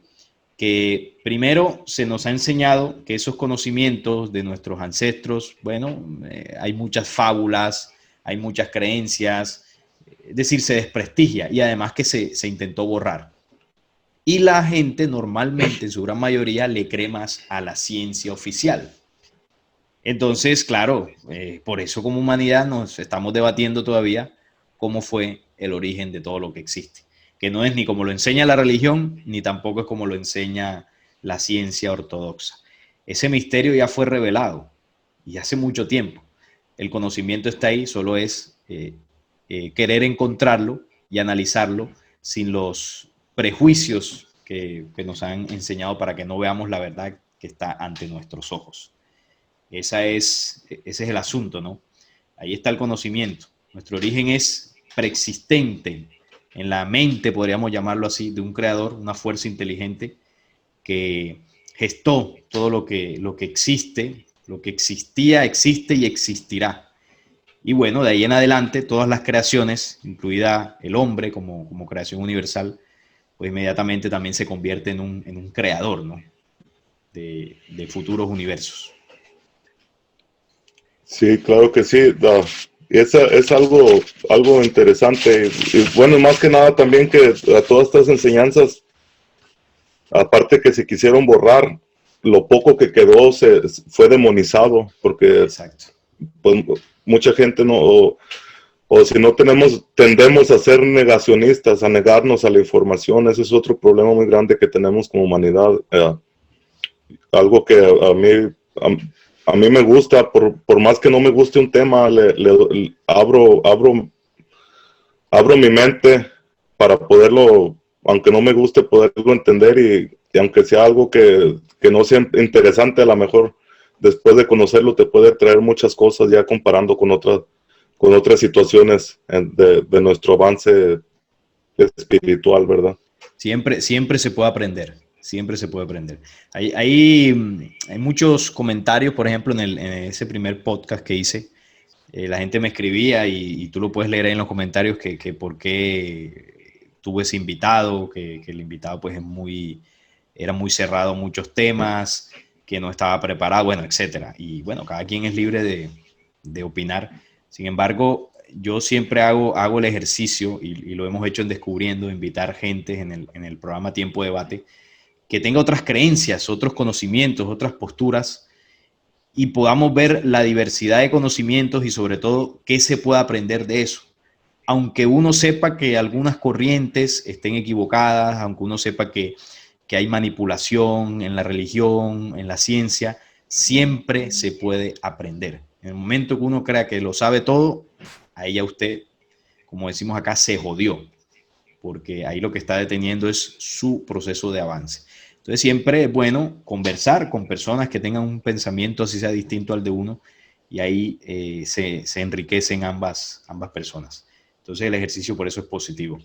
Bueno, Julio, para ir finalizando, me gustaría tocar un poquito del tema de los mayas. Nos hemos hablado de varias culturas, del norte, del sur.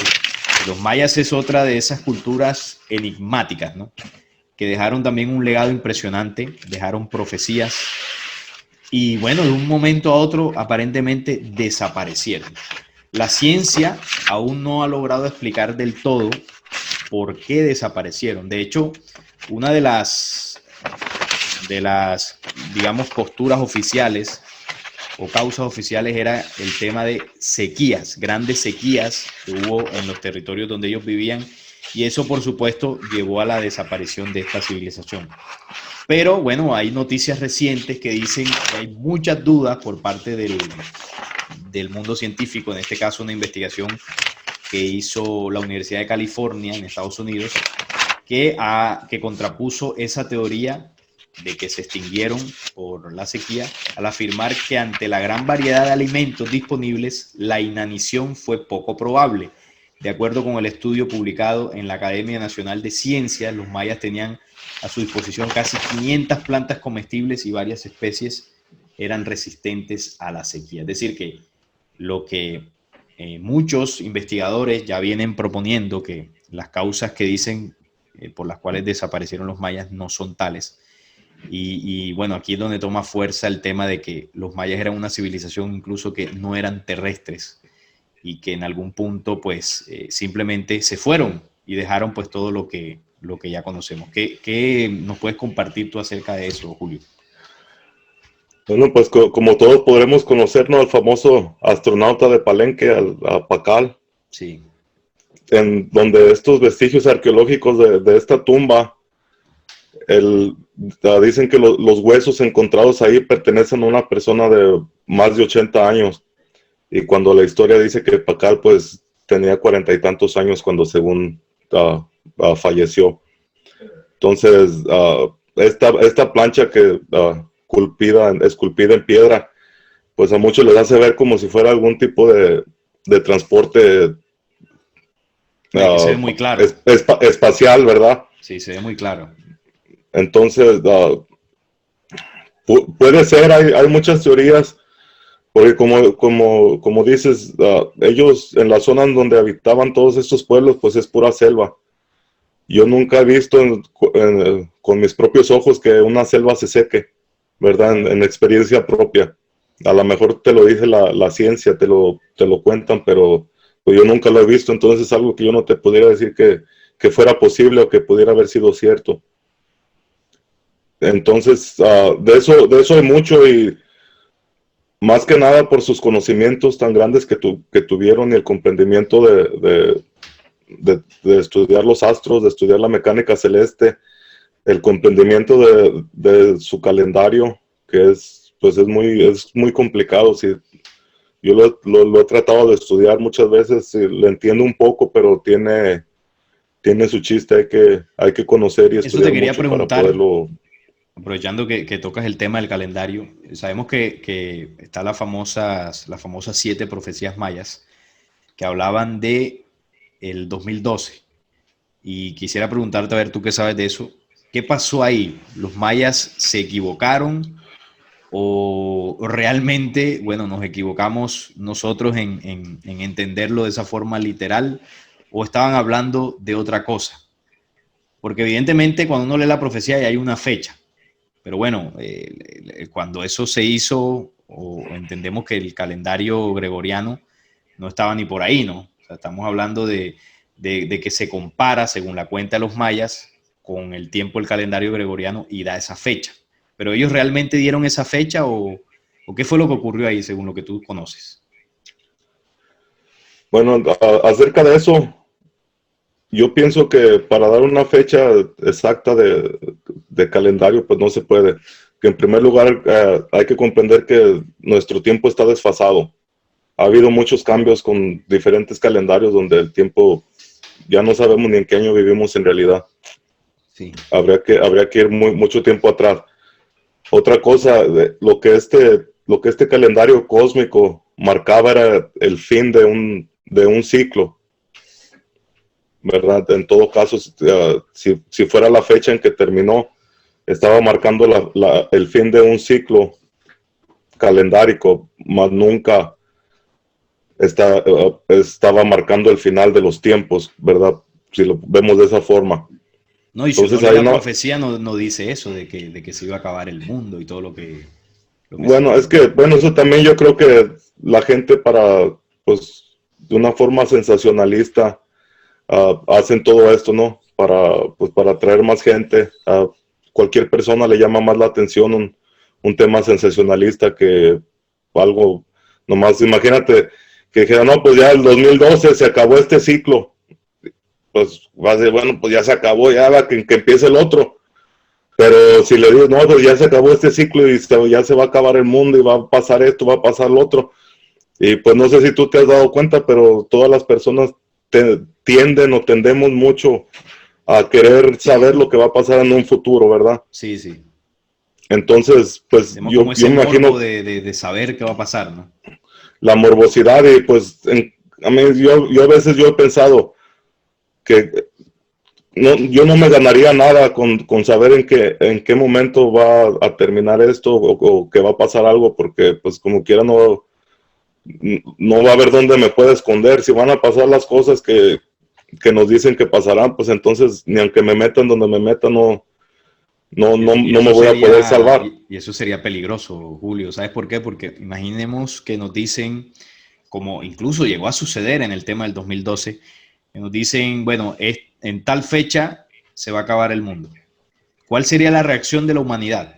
Bueno, habría muchas reacciones positivas por parte de muchas personas que, bueno, cambiarían su vida, qué sé yo, cambiarían hábitos, pedirían perdón, aprovecharán el tiempo en familia, con sus hijos. Es decir, hay muchas cosas bonitas que podrían suceder en ese ejemplo, pero también ocurrirían cosas terribles, ¿no? O sea, mucha gente dirá, bueno, ya se va a acabar el mundo, nos vamos a morir, yo voy a hacer lo que me da la gana y voy a pasar por encima de quien se me dé la gana. Habrá robos, habrá suicidios, habrá violaciones, habrá asesinatos. Es decir, se vale todo, ¿no?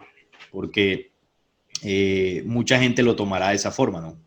Comamos y bebamos porque mañana moriremos. Entonces, pienso que en el tema de la profecía, y lo hemos hablado muchas veces aquí en este canal, dar fechas es algo supremamente peligroso. Y todos en algún momento hemos caído en ese error, ¿no? De dar fechas o querer dar fechas y atinar cuándo va a ser por distintos motivos, ¿no? Pero cuando uno se mete en el conocimiento profético se da cuenta que esto no va por fechas. Entonces los mayas, cuando, bueno, se habló todo lo del 2012, ¿qué interpretas tú que ellos quisieron decir con el final de su calendario? Ya no poniendo la fecha, porque es que el ejercicio que se hizo fue leer la cuenta larga de los mayas desde el tiempo en que comenzó, que creo que son unos 500 años antes de Cristo, si no estoy mal, tú me corregirás o no sé, alguien en los comentarios lo pondrá allí. Y de ahí en adelante se tira la cuenta y nos da en el calendario actual 21 de diciembre del 2012. Pero está lo que tú decías, en medio de esa cuenta hubo cambios de calendarios. Entonces, no sería el dato exacto, ¿no? O esa cuenta que se sacó estaría errada. Entonces, por supuesto, los mayas estarían hablando de otra cosa, ¿no? ¿Qué crees tú que ellos se referían con ese final de ese calendario? Bueno, en primer lugar, este calendario, siendo una rueda, no tiene final. Uh -huh. O sea, es un Entonces, ciclo, ¿no? Vuelve y comienza. es un ciclo, ese es el comprendimiento que se dio por primera vez en el Anáhuac, en Mesoamérica, fue el comprendimiento del número cero, pero que no solo fue para cuentas matemáticas, sino en un concepto del infinito, de estos ciclos que siguen y siguen. Por eso es que el calendario es en forma circular, porque en una forma es una forma de un ciclo. Entonces, bueno, y un dato de cuando empezó este calendario maya, si no mal recuerdo, está marcado en el año 3300, 3006, 3113 antes de Cristo. Ah, bueno, ahí está es el dato exacto. Yo pensé que era menos, pues realmente no recordaba, pero es mucho antes. Eso está marcado como el día número uno en el calendario En la azteca. cuenta larga, ¿no? En la cuenta Sí, larga que ellos... que son de los 20, son casi 26,000 años, 25,625 años, que es la cuenta larga de... Dentro de esa cuenta hay un código que también es el 144,000, que si no estoy mal es el tema de la cuenta larga. Ellos la definían en 144,000 tunes, si no estoy mal, le ponían un nombre, no recuerdo ahora mismo. Pero, o sea, es una forma de tiempo que ellos medían, que no es igual, obviamente, a la que nosotros tenemos, y eso daba un número de años determinado, creo que es la cifra que tú nos acabas de compartir. Sí, ellos tienen marcado ese día, bueno, si tenemos que, ellos la dividieron en cinco partes, esta cuenta larga, ¿verdad? Cada parte lleva 5,125 años.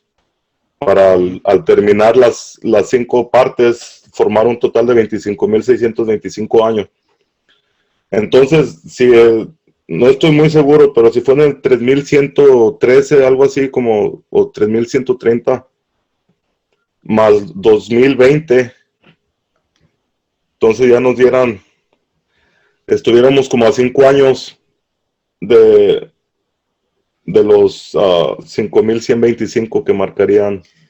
Mira, aquí tengo el dato que estaba tratando de recordar, que son ciclos de 13 bactunes. Un bactún es una unidad de tiempo maya equivalente a 144,000 días del calendario occidental. Es decir, un bactún maya equivale en nuestro tiempo, en la forma que nosotros tenemos de contar, a 144,000 días. Por eso te decía que ahí también yo recordaba, cuando hacía investigaciones para tocar este tema, de ese código, ¿no? Y dice que multiplicada por 13 bactunes, esa cifra arroja un ciclo de 5,125 años, efectivamente lo que tú decías, que concluiría, según la forma en que nosotros tenemos de contar, el 22 de diciembre del 2012. Entonces ahí está el dato más exacto, ¿no? El tema de los bactunes. Y ese tiempo de 5,125 años, ellos enseñaban también que era el tiempo en que el sol central de la galaxia, Hunahku, como ellos le llamaban, emitía su palpitar, ¿no? Sincronizaba toda la creación de esta galaxia, ¿no? Cada 5,125 años.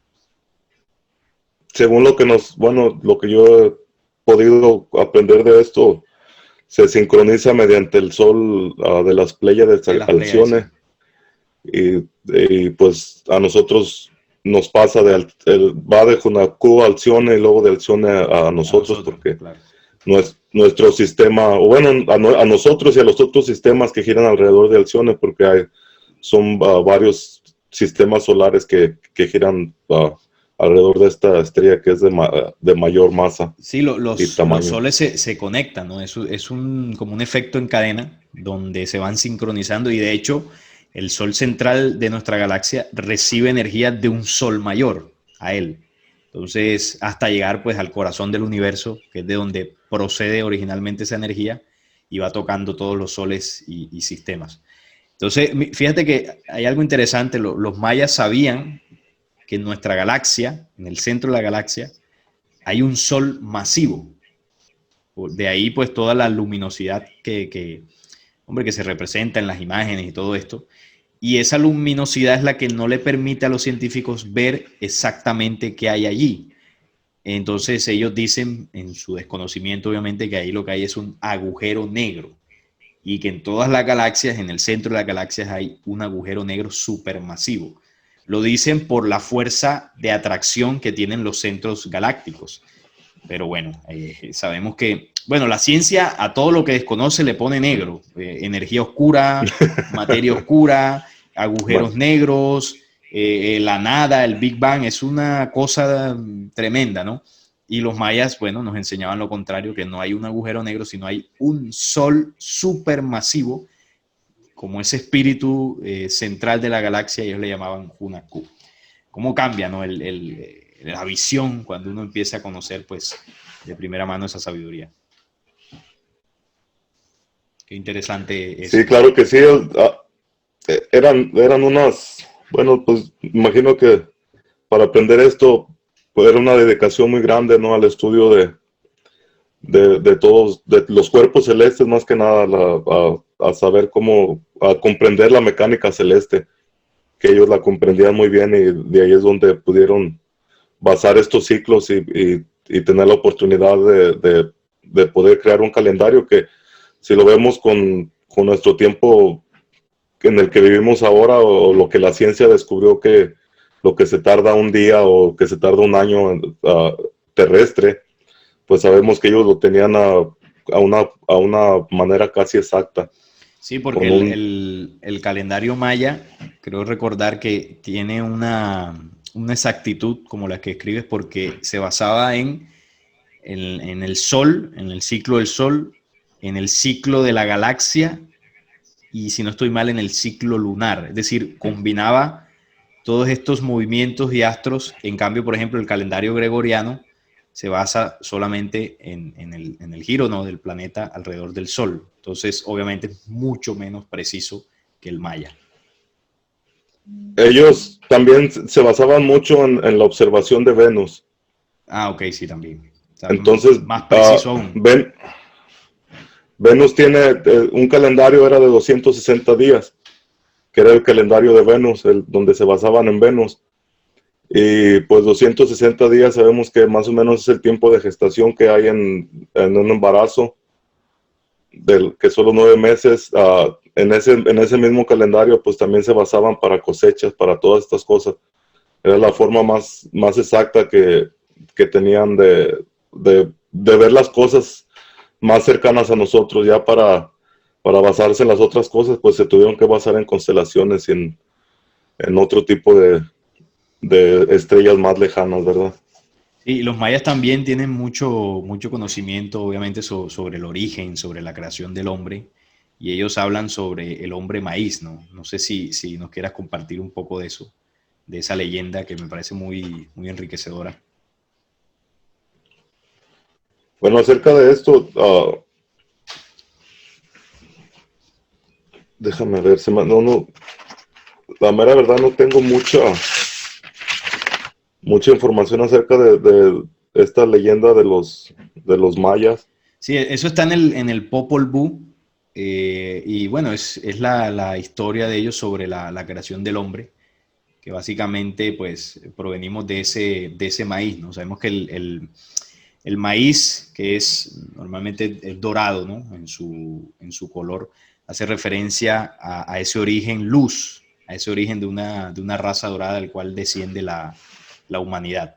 Por eso ellos hablan del hombre original como el hombre maíz. Entonces, esa historia es muy interesante y bueno, se consigue, se puede estudiar porque es muy parecida a otras historias también de nuestros ancestros. Por ejemplo, los incas, cuando hablaban del origen en el lago Titicaca y que descendemos del sol, ¿no? Entonces esa misma referencia del maíz dorado, por acá el sol dorado, y cómo partimos de una creación original, de una creación luz, y no como se nos ha enseñado del mono, del Big Bang, de una creación en el Edén. Es decir, dista mucho de las historias oficiales. Entonces también es muy interesante porque los mayas aportaron mucho en eso, ¿no? Y bueno, y también todo el conocimiento de la siembra que tenían. Sabían cuándo sembrar, cuándo cosechar para que se diera tal fruto, eh, como, bueno, todo lo que ya tú nos explicabas también del tema de Venus. Entonces, es una cultura que dejó muchísima sabiduría. Desafortunadamente se desprestigió por el tema del calendario que no fue comprendido por nosotros. Los mayas no quisieron decir eso.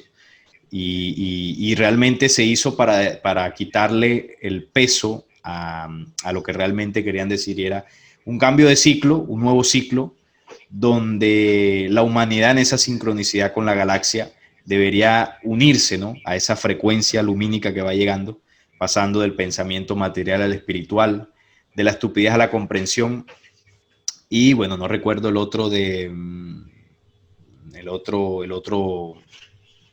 otro cambio que ellos decían, ¿no?, que debíamos hacer: pensamiento material, espiritual, estupidez a la comprensión y del odio al amor.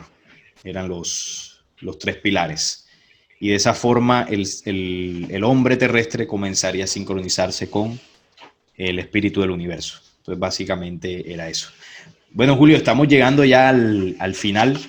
Hemos realmente tenido una charla maravillosa, yo te lo digo, he aprendido muchísimo de tus investigaciones. Debo confesar que gran parte de lo que has compartido no tenía conocimiento. A mí me gusta mucho la sabiduría ancestral. He leído varios libros, he visto documentales, he investigado, porque me interesa mucho y bueno, qué bueno tenerte aquí, que nos entregas una visión más amplia sobre todos estos temas. Entonces, no sé si para finalizar tienes algún mensaje para concluir que quieras compartir pues a la gente que va a ver este podcast. Pues el mensaje sería nada más el no olvidarnos quiénes somos y de dónde venimos, es todo. Porque si sabemos que un pueblo que no conoce su historia, que no conoce su pasado, pues está al acecho de volver a cometer los mismos errores. Entonces, pues nada más eso, el sentirnos orgullosos de nuestras raíces, seamos lo que seamos, y el seguir adelante, porque pues hay que seguir avanzando espiritualmente, principalmente. Qué bueno, qué buen mensaje. Bueno, Julio, agradecerte por aceptar la invitación a compartir aquí conmigo y con todas las personas que siguen el canal. De verdad que, bueno, fuiste muy amplio, ¿no?, en el tema de la invitación y, bueno, nos pusimos de acuerdo muy rápido y qué bueno, un placer tenerte aquí. Muchísimas gracias. No, pues muchas gracias a ti por la invitación y pues ahí estaremos por ahí en contacto. Ok, así será. Bueno, y despidiendo ya este segundo podcast, espero que les haya gustado. Sacaré también unos extractos de este tema, porque sé que hay personas que de pronto no les gustan los videos tan largos o no tienen el tiempo para verlo todo. Entonces, sacaré algunos clips de los momentos que considere más relevantes de toda la conversación y también los iré compartiendo. Agradecerles por ver esta charla, por estar ahí, por sus comentarios y nos vemos en un próximo video. Hasta la próxima.